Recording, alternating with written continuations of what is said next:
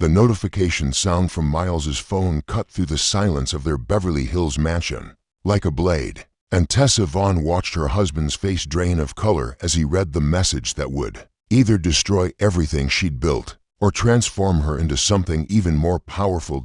Tessa Vaughn stood in front of her ring light, adjusting the angle one final time before hitting record. At 34, she had mastered the art of looking effortlessly beautiful while selling the dream of perfection. 2 million followers, her skincare empire, Radiant Truth, had grown from a small Instagram account to a $100 million business in just 5 years, built on the foundation of her seemingly flawless marriage to entertainment executive Miles Vaughn. "Good morning, beautiful souls," she cooed into the camera, her voice honey-sweet and practiced. "Today I want to talk about the secret ingredient that makes all the difference in my skincare routine: love. The love I share with my incredible husband Miles, the love I have for myself, and the love I pour into every single product we create together." She held up her latest serum, the packaging gleaming rose gold in the carefully orchestrated lighting. Behind her, their minimalist kitchen sparkled, every surface Instagram ready. Fresh peonies, Miles's weekly gift to her, sat perfectly ranged in a crystal vase, their soft pink petals catching the morning sun streaming through floor to ceiling. "Windows. You know, people always ask me how Miles and I keep the spark alive after 8 years of marriage," Tessa continued, her ring catching the light as she gestured. "The answer is simple. We never stop choosing each other. Every single day, we wake up and decide to love harder, dream bigger, and support each other's wildest ambitions." What her followers didn't know was that Miles had already left for his office at Creative Artists Management, where he spent 14-hour days negotiating deals for A-list celebrities. They hadn't shared a meaningful conversation in months, let alone a bed.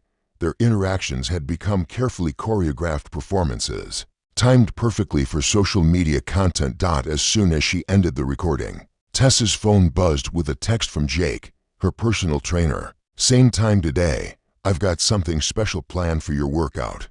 The fire emoji that followed made her stomach flutter with anticipation.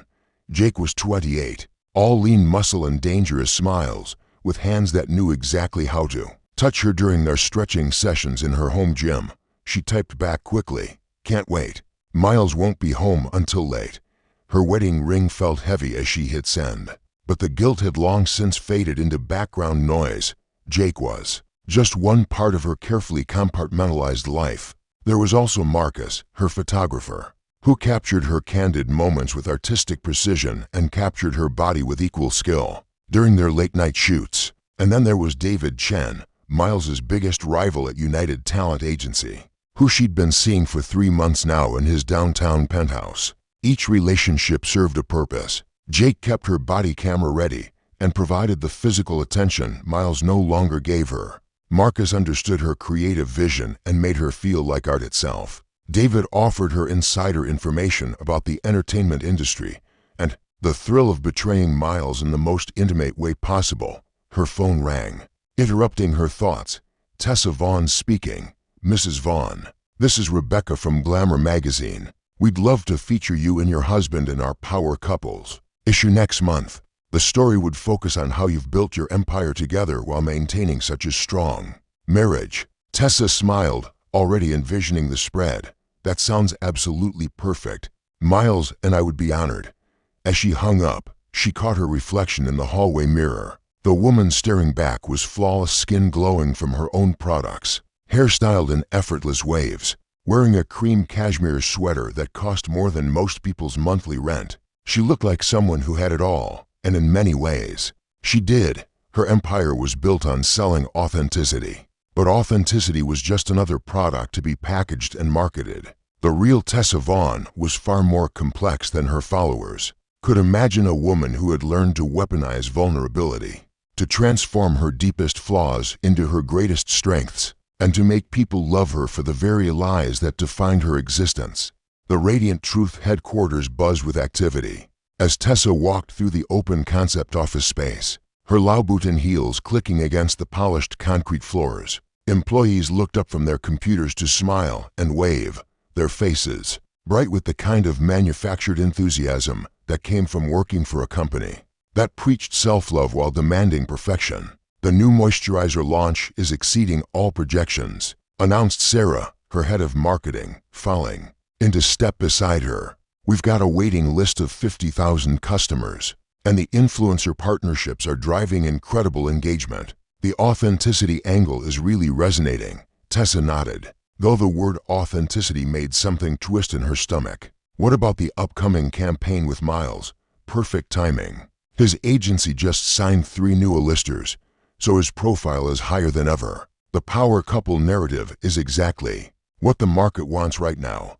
In her corner office, floor to ceiling, windows offered a sweeping view of Los Angeles, the city sprawling beneath her like a kingdom she'd conquered one Instagram post at a time. Her assistant had already arranged fresh flowers and laid out her schedule.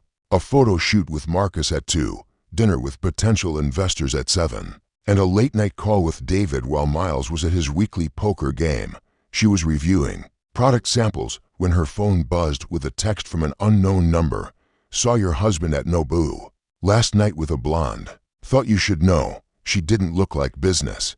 Tessa stared at the message, her perfectly manicured fingers tightening around her phone. Miles cheating? The irony was almost laughable. She screenshotted the message and deleted it, filing it away as potential ammunition for later. In their world, information was currency, and she was always collecting.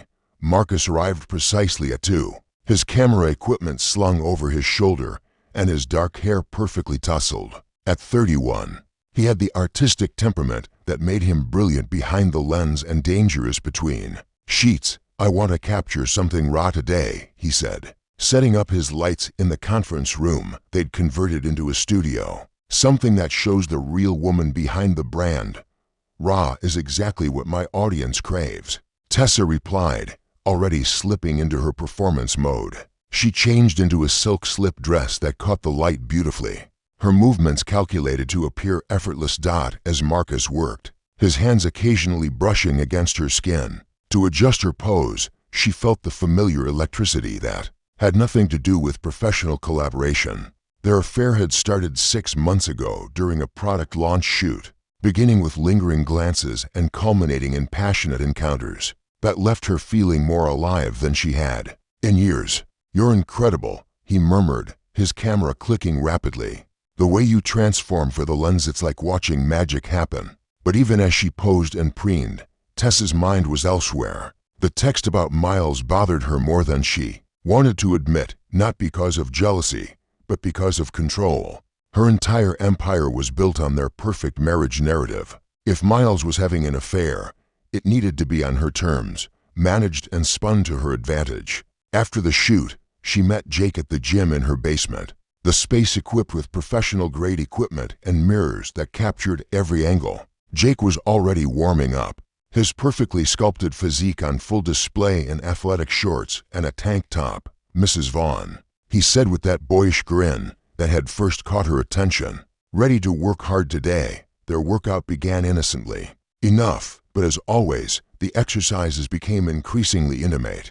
Jake's hands guiding her form, the shared water bottle, the way he spotted her during bench presses, all carefully orchestrated seduction. Disguised as fitness training. You seem tense today, he observed as he massaged her shoulders during their cool down. Everything okay at home?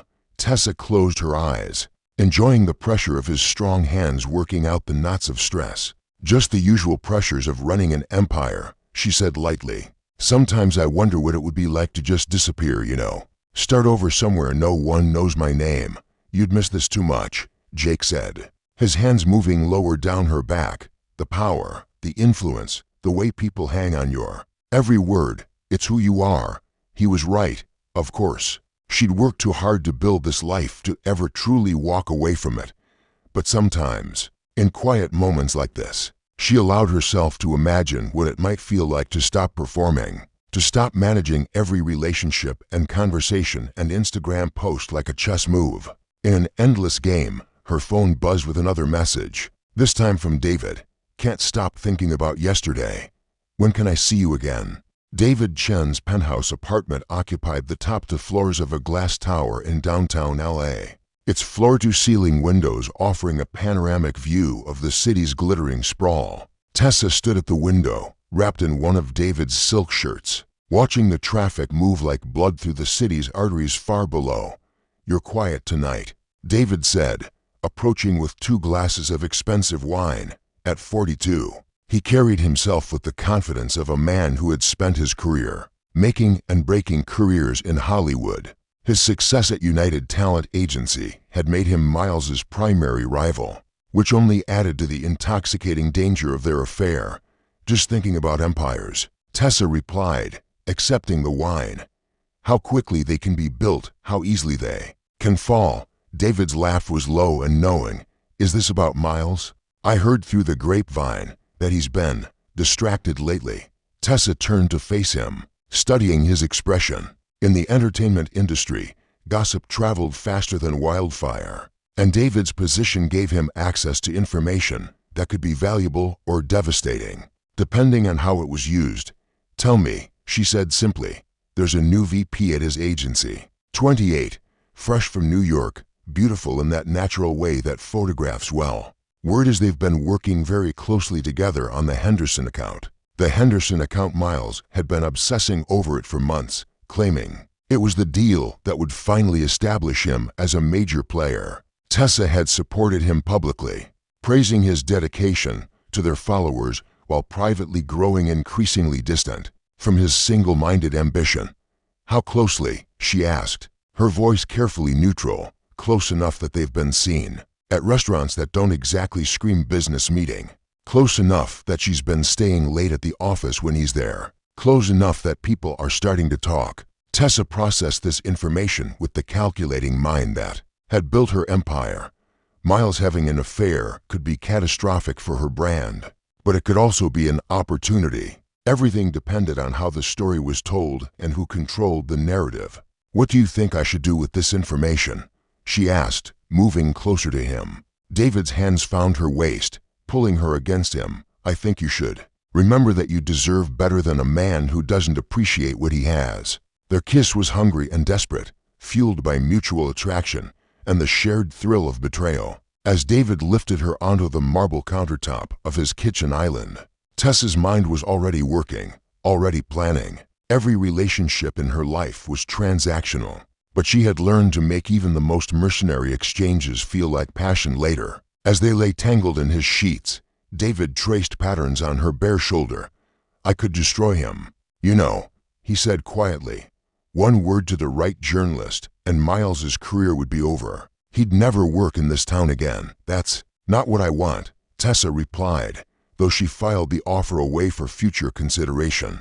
"I want him to destroy himself." Her phone, forgotten on the nightstand, buzzed with notifications, Instagram comments, business emails, text messages from Jake asking about tomorrow's workout, and a missed call from Miles. She ignored them all, instead opening her direct messages to scan for anything unusual. That's when she saw a message from an account she didn't recognize, but the profile picture made her blood run cold. It was a photo of her and David, taken through the restaurant window during one of their clandestine dinners 3 weeks ago. The quality was grainy, but there was no mistaking their intimate body language or the way their hands were intertwined. Across the table. The message was simple. "Interesting dinner conversation. Wonder what your husband and followers would think." Tessa's hand trembled slightly as she opened the account profile. It was clearly fake, created just days ago with no other posts or followers. Someone had been watching her, documenting her movements, waiting for the right moment to strike. David noticed her sudden tension. "What is it?" She showed him the message, watching his expression shift from concern to calculation. "This could be anyone," he said finally. "A disgruntled employee, a competitor, someone who recognized you at the restaurant. Or it could be Miles," Tessa said quietly, "testing me, seeing how far I'll go." The possibility that her husband might be playing the same game she was sent a chill through her. She had assumed Miles was too focused on his career to notice her infidelities, too trusting to question her carefully constructed alibis. But what if she had underestimated him? "What are you going to do?" David asked. Tessa stared at the message, again her mind racing through possibilities and consequences. In her world, scandal could be either poison or fuel, depending on how it was managed. The key was to control the story before the story controlled you. "I'm going to do what I do best," she said finally, her voice gaining strength and determination.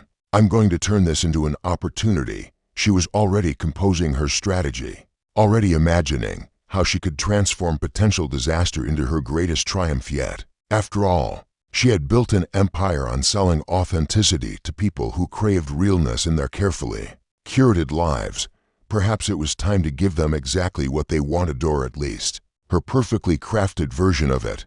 Tessa spent the next morning in her home office, laptop open to a document titled Crisis Management, Personal Brand Recovery. She had learned long ago that in the age of social media, getting ahead of a scandal was infinitely more powerful than reacting to one. The mysterious message about her dinner with David sat like a ticking bomb in her phone. But rather than fear, she felt the familiar rush of a chess player seeing an opportunity her opponent had missed. Miles was in the shower when she slipped into their bedroom, moving with predatory grace toward his nightstand. His phone lay face down, and she held her breath as she lifted it. Entering his passcode their wedding anniversary, because Miles was predictably sentimental about such things. His message history revealed nothing immediately damning, but there were several conversations with Lauren Kay that made Tessa's eyebrows raise. Professional on the surface, but with an undertone of flirtation that any wife would recognize.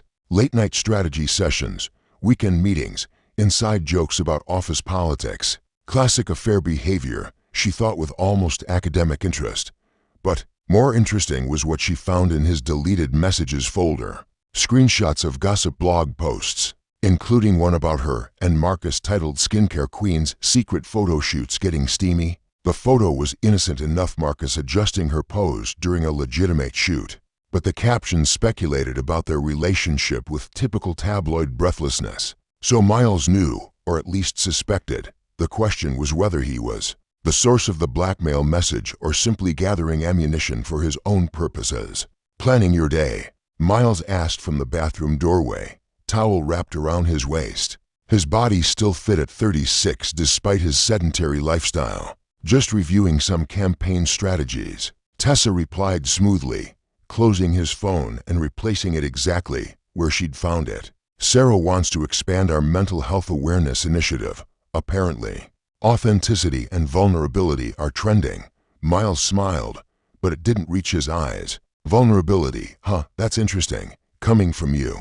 The comment hung in the air between them like a challenge. For a moment, Tessa wondered if this was the confrontation they'd been circling around for months. But Miles simply turned away to get dressed, leaving her to wonder whether his words carried hidden meaning or were simply unfortunate phrasing. An hour later, she was at Jake's apartment for what she'd told her assistant was a private training session. Jake lived in a converted warehouse in the Arts District, the space reflecting his aesthetic of expensive minimalism and barely contained energy. But today, instead of their usual routine, Tessa had other plans. "I need you to do something for me," she said, pulling out her phone and scrolling to a specific contact. "I need you to send a message to this gossip blogger. Tell them you have information about my marriage." Jake's expression shifted from confusion to concern. "Tessa, what are you talking about?" "I'm taking control of my narrative before someone else does," she explained, her voice calm and measured. "Someone is trying to expose my affairs, but they're thinking too small. A simple infidelity scandal is old news. What people really want is a story of redemption, of a woman brave enough to admit her mistakes and strong enough to rebuild." She showed him the script she'd prepared, a carefully crafted message that would hint at marital problems without providing concrete evidence. Jake read it twice, his expression growing more troubled. "You want me to help you destroy your own marriage?" he asked. "I want you to help me save my empire," Tessa corrected. "Miles and I are over. We have been for years. But radiant truth is my life's work, and I won't let it die because we were too proud to admit we're human." The plan was elegant in its simplicity. Rather than wait for someone else to expose her affairs, she would control the revelation herself, a carefully staged discovery, followed by a public breakdown, then a triumphant recovery focused on mental health awareness, and the courage to rebuild, her followers would eat it up, and her brand would emerge stronger than ever. Jake sent the message with visible reluctance, and Tessa felt the first domino falling in a sequence she had orchestrated. With mathematical precision, that afternoon, her phone rang with a call from TMZ. "Mrs. Vaughn, we're working on a story about some allegations regarding your marriage. Would you like to comment?" "I'm not sure what you're referring to," Tessa replied, her voice perfectly calibrated to suggest innocent confusion mixed with growing concern. "But if there are rumors circulating, I think my husband and I need to have a serious conversation." It was masterful misdirection. She appeared to be learning about the allegations in real time while actually having orchestrated them herself. The reporter, sensing a bigger story, agreed to hold publication for 24 hours to allow her to process the information. That evening, she prepared for the performance of her lifetime. Miles would be home soon, and she had set the stage perfectly. Her laptop was open to an email from Jake that she had composed herself, detailing their affair with just enough graphic detail to be devastating. Her phone was positioned to appear as though she'd been scrolling through social media, discovering the gossip about herself in real time. When Miles walked through the door, his face already showing the strain of a difficult day, Tessa was sitting on their white leather sofa, tears streaming down her face in perfectly applied devastation. "Miles," she whispered, her voice breaking at exactly the right moment, "we need to talk." Miles stood frozen in their living room doorway, his briefcase still clutched in his hand as he took in the scene Tessa had orchestrated. Her laptop screen glowed with the damning email, positioned so he couldn't miss it, while her phone displayed a gossip blog post speculating about trouble in paradise for the golden couple of lifestyle branding. "What is this?" he asked, though his voice carried the weight of a man who already knew the answer. Tessa looked up at him with eyes that had been carefully prepared with a small amount of menthol-infused eye drops to enhance the tears. "I was going to tell you," she whispered, her voice trembling with perfectly calibrated vulnerability. "I've been trying to find the courage for months." Miles dropped his briefcase and moved closer, reading over her shoulder. The email from Jake was a masterpiece of confession, detailing their affair with enough emotional content to seem genuine, while carefully avoiding any truly compromising specifics. It read like the desperate plea of a young man in love with a married woman, begging her to leave her husband. "How long?" Miles asked, his voice hollow. 8 months, Tessa replied, adding 2 months to the actual timeline to make the betrayal feel more devastating. "It started as just training sessions, but then I was so lonely, Miles. We barely talk anymore. We haven't been intimate in over a year, and I felt invisible in my own marriage." She watched him process this information, studying his face for any sign that he suspected her manipulation. But Miles appeared genuinely shocked, his usually composed demeanor cracking as the implications hit him.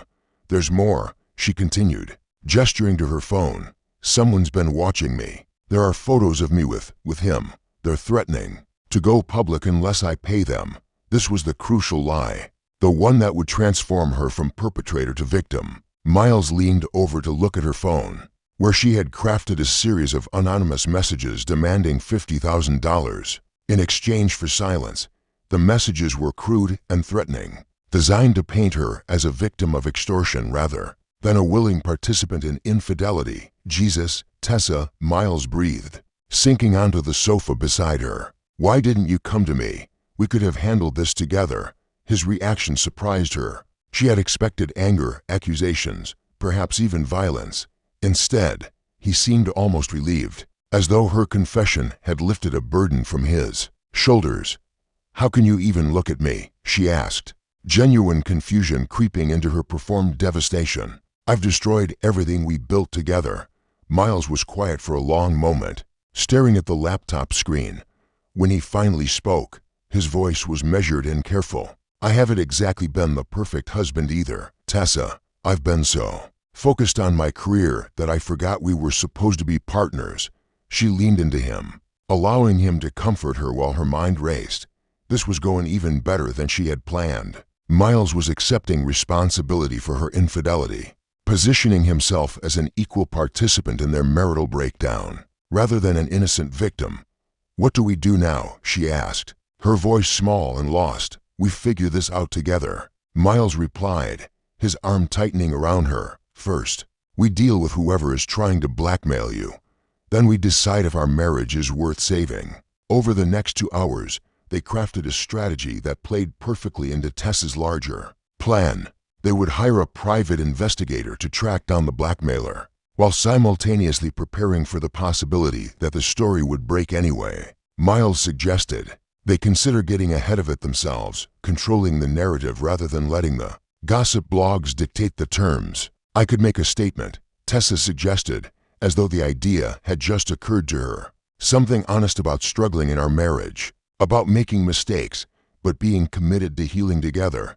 "That could work," Miles agreed. "Your followers trust you because you've always been authentic with them. If you frame this as a journey toward better mental health and stronger relationships, it could actually enhance your brand." Tessa had to suppress a smile. Miles was helping her execute her own plan without realizing it, adding his own strategic insights to make it even more effective. That night, as Miles slept beside her for the first time in months, Tessa lay awake, refining her strategy. Tomorrow, she would film the video that would transform her from a cheating wife into a mental health advocate. She would cry genuine tears as she confessed to her struggles, positioning herself as a woman brave enough to confront her demons in public. The video would go viral within hours. Her followers would flood the comments with support and their own stories of marital struggles. Mental health organizations would reach out to partner with her. Book deals and speaking engagements would follow. Most importantly, her infidelities would be reframed as symptoms of deeper issues rather than moral failings. She would become not a cheater, but a survivor, not a liar, but a woman finding her truth. As she drifted off to sleep, Tessa felt the familiar satisfaction of a plan coming together perfectly. She had turned potential disaster into opportunity, transformed weakness into strength, and convinced even her own husband to help her do it. Tomorrow, she would give her audience exactly what they craved: authenticity, vulnerability, and the hope that broken people could become whole again. The fact that it was all carefully orchestrated theater didn't matter. In the age of social media, performance and reality had become indistinguishable, and Tessa Vaughn had mastered both. 3 months later, Tessa stood on the stage of the Microsoft Theater in downtown Los Angeles, facing an audience of 3,000 women who had paid premium prices to hear her speak. At the inaugural Radiant Truth, Mental Health and Authentic Living conference, behind her, a massive screen displayed her new book cover, Broken Before Beautiful: My Journey to Authentic Living. The video she had posted that devastating night had garnered over 50 million views across all platforms. In it, she had appeared makeup-free and trembling, confessing to her struggles with marriage, mental health, and the pressure to maintain perfection. She had spoken about feeling lost, about making mistakes that hurt the people she loved, and about her commitment to healing both herself and her relationship with Miles. The response had been unprecedented. Her follower count had doubled overnight, with women around the world sharing their own stories of marital struggles and personal failures. Mental health organizations had reached out to collaborate. Major brands had offered sponsorship deals worth millions. Publishers had entered a bidding war for her memoir. "The truth is," Tessa said into the microphone, her voice carrying easily to the back of the theater, "I was living a lie. I was so terrified of showing weakness that I destroyed the very things I was trying to protect." The audience hung on every word. In the front row, she could see several women crying, identifying with her story of perfectionism and its consequences. Behind them, social media influencers live-streamed her speech to their own followers, extending her reach exponentially. "But here's what I learned," she continued, her voice growing stronger. "Our broken places are where the light gets in. Our failures become our greatest teachers. And sometimes, the most authentic thing we can do is admit that we've been performing authenticity instead of living it." The irony was exquisite. She was performing authenticity while talking about the dangers of performing authenticity, and her audience was eating it up. Her marriage to Miles had become stronger than ever, bonded, Now by their shared secret and mutual benefit from her scandal, he had been promoted at his agency, positioned as the supportive husband who stood by his wife during her darkest moment. Jake had been quietly paid off and relocated to New York, where he was pursuing a career as a fitness influencer with Tessa's behind-the-scenes support. Marcus had signed an exclusive contract to photograph her book tour and upcoming projects. David Chen had been transferred to the London office of his agency. After some carefully placed pressure from Miles's newfound industry allies, the private investigator they had hired to find her blackmailer had eventually reported that the threats appeared to come from a jealous competitor's social media team, though no charges were filed. The story had been leaked to friendly journalists as evidence of the kind of harassment successful women faced, further positioning Tessa as a victim who had found strength. Mental health isn't about being perfect, Tessa told her audience. It's about being real. It's about admitting when we're struggling and asking for help. It's about understanding that our worth isn't determined by our mistakes, but by our courage to face them. As she spoke, her phone buzzed with notifications. Her mental health advocacy nonprofit had just secured a $10 million grant. Her skincare line's new Authentic Beauty collection had sold out within hours of launch. Netflix had approved her pitch for a documentary series about women rebuilding their lives after public scandals. After her speech, as she signed books and posed for photos with fans, Tessa reflected on how perfectly everything had worked out. She had taken the most dangerous moment of her life and transformed it into her greatest triumph. Her lies had been repackaged as a journey toward truth. Her betrayals had become a story of redemption. The woman in line in front of her was crying as she approached the signing table. "Thank you so much for sharing your story," she said. "My husband and I are going through counseling because of infidelity, and your video made me realize that healing is possible. You're so brave for doing the work," Tessa replied, squeezing the woman's hand with practiced compassion.